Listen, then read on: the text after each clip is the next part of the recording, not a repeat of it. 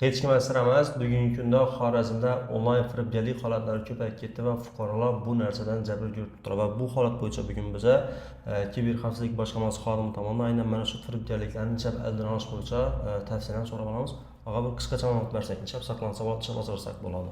Avvalambor assalomu alaykum. Hozirgi kunda axborot texnologiyalari sohasida ko'plab firibgarlik usullari uchramoqda. Ya'ni shulardan birisini misol qiladigan bo'lsak, Telegram ijtimoiy tarmog'ida o'zingizning yaqiningizdan sening rasming, sening videong degan APK kengaytmali fayllar keladi. Endi yangicha nom bilan to'yga taklifnoma, tug'ilgan kunga taklifnoma nomli fayllar kelib turibdi. Ushbu fayllar APK kengaytmali fayllar bo'lib, birinchi navbatda Telegram boshqarish huquqini oladi. Keyin sizning nomingizdan ushbu faylni sizning kontaktingizga yurtdoshlarimizga yuboradi. Keyin ikkinchisi telefon qurilmangizga joylashib, telefon qurilmangizdagi barcha ma'lumotlar, SMSlar, kontaktlar, lokatsiya va boshqa ma'lumotlarni olish mumkin. Qo'shimcha uchinchisi juda qiziqarli joyki, sizning qurilmangizda nechta sim karta bor, ushbu sim kartaga bog'langan omonat yoki bank plastik kartalaridagi pul mablag'larini yechish holatlari bo'lmoqda. Demak, programmalarni ham ta'sir etadi to'g'ridan. Xuddi shunday. U nafaqat programma, endi u programma ichiga kirib bilmaydi, lekin aynan shu sim karta bog'langan plastik karta yoki omonatdagi pulni yechish imkoniyati bor. Ya'ni xavfsizlik chorasi zaif bo'lgan приложениялari avtomatik ravishda shu sim kartalar qo'shiladi, shu kartalar qo'shiladi yoki shu omonatlarning ichidagi pullarni yechish holatlari bor. Demak, aynan mana shu holatlar sabab ko'pchilik oyligini, pensiyasini yoki bo'lmasa noqonuniy qolgan pullarni o'g'irlatib turibdilar. O'zi beixtiyor, xabarsiz. Tabiiyki bu jarayonda yurtdoshimiz, jabrlanuvchi yurtdoshimizga SMS xabarnoma keladi, SMS kodlar keladi. Buni begona shaxslarga bermang dedi. Bundan xabar topgan yurtdoshimiz hech kimga bermaydi telefonni. Lekin tabiiyki bu oraliqda pul yechilganligi to'g'risidan SMS xabarnomalar keladi. Imkon qadar yurtdoshlarimizdan shu narsani iltimos qilgan bo'lardimki, biz ishlatayotgan Telegram messenjerlarini avtomatik yuklov qismini, ya'ni avtozagruska qismini ilib qo'yishlarini, nastroyga Telegram sozlamalar qismidan nastroykadan ilib qo'yishlarini hamda Telegram messenjeridan foydalanayotgan vaqtimizda albatta ikki bosqichli himoya, ya'ni облачный parol qismini yoqib qo'yishlarini, o'zlari esidan chiqarmaydigan maxfiy bo'lgan parollarni o'zlari qo'yib qo'ysa, boshqa bir shaxslar tomonidan Telegram boshqarish huquqini cheklagan bo'ladi. Avtozagruskasini ilib qo'ysalar, agar har qanday faylni o'zi avtomatik yuklov qilmasdan o'zi qachondir ustiga bosib yuklash imkoniyatiga ega bo'ladi. Shu o'rinda yana bir eslatmam, o'zi har bir fuqaro, ya'ni Telegram ishlagan fuqaro iloji boricha Telegramdan APK fayllarni yuklab olmaslikni tavsiya qiladigan bo'ladi. Ya'ni shundasa faqatgina rasmiy App Store yoki Play Marketdan nomi programma bo'lsa, shuni olsangiz ishonchli bo'ladi. Avvalgi yana bir savol bor, firibgarlikning bugungi kunda yana turlari bor, chiqib turibdi. Firibgarlikning turlari ko'p. Shulardan bir misol, yana bitta misol aytishimiz mumkinki, hozirgi kunda soxta qo'ng'iroqlar kelib turibdi. Ya'ni SIM qo'ng'iroqlar deymiz. Har xil nomerlardan keladi. 20lik, 33lik. Oldinlari bir ovozli xabar tarqaldi. 78likdan telefon kelsa, telefonni ko'tarmanglar, u sizning nomingizga kredit berishadi.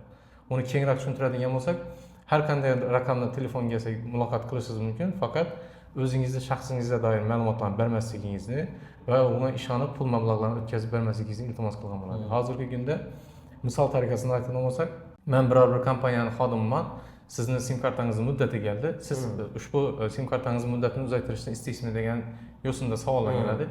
Tabiiyki yurtdoshlarimiz o'zi bilmagan holatda bu bo'lishi mumkin deganda, ha, muddatini uzaytirishni istayman. Agar shuni muddatini uzaytirishni istasangiz, hozirda biz aksiya bo'lib turibdi, bu tekinga qilamiz. Avvalambor bu sim karta sizning nomingizdanmi yo'qmi? Aniqlik kiritishimiz kerak. Ha, u ism familiyangizni ayting, ism familiyangizni aytadi.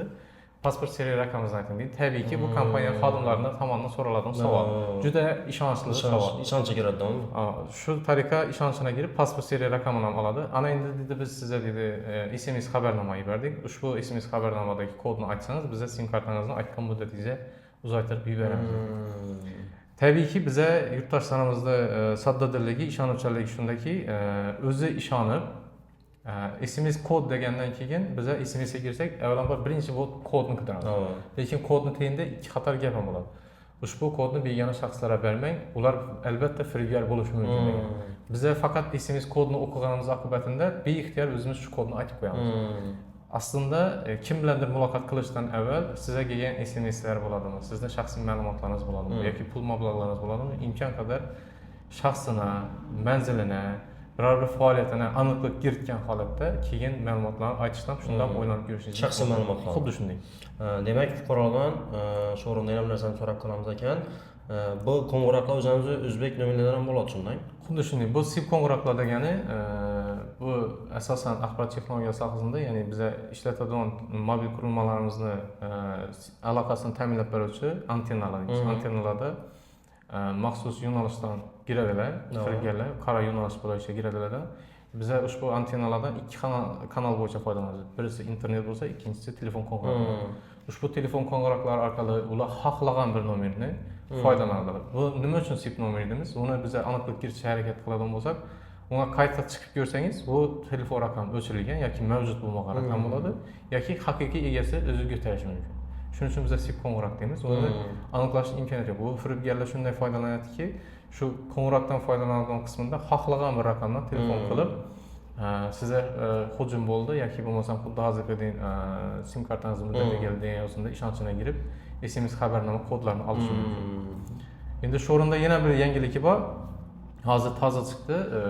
Bu men bankdanman, Markaziy bankdan kiberxavfsizlik bo'limi xodimiman deydi. Siz ism familiyangiz falonchimi deb murojaat etadi. Tabiiyki ism familiyasi bilan murojaat etsa, xohlagan bir yurtdoshimiz ishonadi. Xo'p, men shuni nima bo'pti desa, sizning nomingizda hozir Agrobank filialidan, misol uchun Buxoro viloyati Ramitan tumanida Agrobank filialida 100 million so'm kredit rasmiylashtiryapti. Siz bundan xabaringiz bormi? Tabiiyki yo'q dedi. Chunki 100 million so'm katta summa. Asad dedi, ushbu bankning xodimi firibgarlik yo'li bilan sizning nomingizga katta summa kredit rasmiylashtiryapti. Siz bilan muloqot qilamizdan dedi. Ushbu kreditni oxiridan yetkazib, go'yoki himoyalangan hisob raqam ochamiz.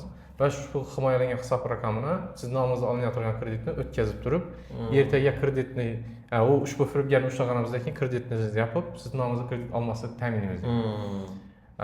Sizning ishonchingiz uchun dedi, Telegramda hozir sizga hujjat tashladik dedi. Haqiqatan Markaziy bankda profil ochilgan, profil logotiplari qo'yilgan. Ishonchini uchun soxta guvohnoma tashlab berdi. Ushbu soxta guvohnomadagi shaxsni aniqlik kiritaman desa, Markaziy bank saytida, rasmiy saytida shu xodim rasmi bor, ism familiyasi bor, lekin unaqa hujjat yo'q. Fake narsa tayyorlab. Fake narsani shunday tayyorlab ishonchini kiradilardan. Ko'pchilik yurtdoshimiz ikkinchi bora ishonch hosil qiladi. Xo'p, endi nima qilishim kerak? TBC bank o'rnating, Anar bank o'rnating, Alliance bank, xullas yangi ilovalarni o'rnatirib, o'ziga ro'yxatdan o'tirib, telefon raqami orqali ro'yxatdan o'tirib, Face IDni, tabiiyki shunchaki kredit bermaydi. Face IDdan o'zi kreditni rasmiylashtirib, katta summalarni kreditni rasmiylashtirib turib, keyin u aytgan go'yoki himoyalangan hisob raqam degan u 3-hujjatda ko'rsatiladi. 3-hujjatda hisob raqam deb ko'rsatilgan hisob raqam u aslida boshqa bir shaxsga tegishli bo'lgan bank plastik karta raqami bo'ladi. Va shunga ishonib, ushbu pullarni aytgan usulda 5 million, 10 million, 2 milliondan mayda-mayda bo'lib o'tkazib berdi. Bunday holatlar yo'q emas, bo'lgan holat. Misol uchun Qo'shko'pir tumanida bitta yurtdoshimiz 152 million so'm kredit olib o'tkazib bergan. Yana bitta yurtdoshimiz 122 million so'm pul krediti rasmiy, o'zining nomidan kredit rasmiylashtirgan. Bu himoyalangan hisob raqam degan hisob raqamini o'zi aytgan usulda ushbu nomidan kredit rasmiylashtirgan ilova yordamida to'g'ridan-to'g'ri o'tkazib bergan. Mayda qismlari bo'lib. Lekin tabiiyki hozirgi kunda ushbu yurtdoshimiz jabrlanuvchi va bank tomonidan u firibgar hisoblanadi. Chunki o'zining nomidan katta summada kredit rasmiylashtirilyapti va uni o'tkazib bergan. Ertaga uni kreditni to'lash ham kerak. Uni foizdan bor. Shuni oqibatida ko'pchilik yurtdoshlarimiz juda qiyinchilik bo'ltirdi. Iltimos qilgan bo'lardi-ki, hozirgi kunda har qanday qo'ng'iroqlardan kelgan vaqtimda ishonmasdan, shaxsingizga doir bo'lgan ma'lumotlarni o'tkazib bermasdan yoki bo'lmasam boshqa bir ma'lumotlarda ehtiyotkorlik bilan muloqot qilishingizni. Siz bir post chiqaribdingiz, ya'ni internet ijtimoiy tarmoqlarida fuqaroning o'zini nomidan kredit rasmiylashtirish tarixini cheklash imkoniyati bor. Xuddi shu narsani bir yurtdoshlarimizga yana qo'shimcha sifatida bersak, har bir yurtdoshimiz o'zi nomidan kredit rasmiylashtirganligi to'g'risida ma'lumotlarni olishi hamda kredit tarixini cheklash imkoniyatiga ega bo'lsalar, juda ham zo'r bo'ladi. Va shu o'rinda fuqarolarga bir narsani aytib o'tamiz. Ko'pchilik odam aytish mumkin. Bu narsani oldini o'lcha olmaydiribdi, nima uchun bu narsaga chek qo'yilmaydiribdi deb aytishlari mumkin. Bu narsani o'zim tushungancha javob beraman. Firibgarlar asosan xalqaro, ya'ni boshqa davlatlardan o'tirib aytgandan qora yo'llar bilan kelib telefon qiladi va bu narsani menimcha cheklashning iloji yo'q. Chunki hozir o'sha Karolinalar ko'paygan, ko'paytirib aytganimizda, ya'ni ko'pchilik biladi, internetni görmüden qara qismi ham bor. Ya'ni mana shu joydan sim kartalar yoki boshqacha yo'llar bilan aynan fuqarolar telefonlarda bu narsa faqat O'zbekiston emas, boshqa davlatlardan bor. Shuning uchun iloji boricha bu narsani to'g'ri tushunish kerak va birinchi navbatda o'zimizni himoyalanishni o'rganishimiz kerak menimcha. Xuddi shunday. Va ikkinchi navbatda aytganimizdek, iloji boricha Telegramdan bo'lsa aytdik, begona fayllarni yuklab olmang va o'zingizga begona raqamlardan telefon qo'ng'iroq qilib kodni ayting desa, asta ularga kodni aytmasligingizdan bilan so'rab qolamiz. Shuningdek, ushbu suhbat jarayonimizni tomosha qilib turgan yurtdoshlarimizga iltimos etgan bo'lardik. Nafaqat o'zingiz tushunishingizda, yaqinlaringizdan xuddi shu narsalarni tushunishni kerak bo'ladigan bo'lsa, yaqinlaringizdan ham ushbu ma'lumotlarimizni yetkazishda yaqindan yordam bersangizlar, bizlar ham xursand bo'lgan bo'lar edik. Albatta. Videoni hammadan ishonozlar ulashib qo'yishni so'raymiz, chunki aytganimizdek, bugungi kunda firibgarlik holatlari ko'payib ketgan va bularga qarshi kurashish albatta o'zimizning qo'limizda. Xuddi shunday.